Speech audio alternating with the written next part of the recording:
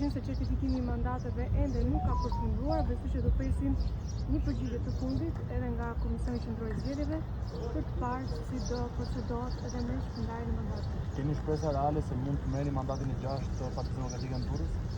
Në fakt, me që jemi dhe së bashku, kam depozituar një kërkesë dhe vënje në dieni në fakt në Komisionin Qendror të Zgjedhjeve për çështjen e kodit zgjedhor dhe për plasjen që ka me parimin kushtetues për çështjen e kotës gjinore.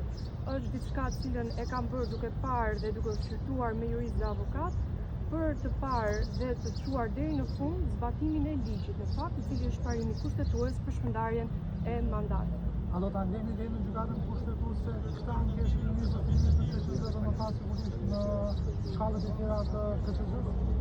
Duke qenë se është një çështje procedurale, besoj që do t'i kaloj të gjitha etapat dhe do të shikojmë nëse do të marrë zgjidhje apo do të marrë vëmendjen e duhur, cilën uroj që ta marrë vëmendjen e duhur, sepse bëhet fjalë për kundërshtim të ligjit dhe çështjen e jo vetëm kotës gjinore, por barazisë gjinore në shpërndarjen e mandateve.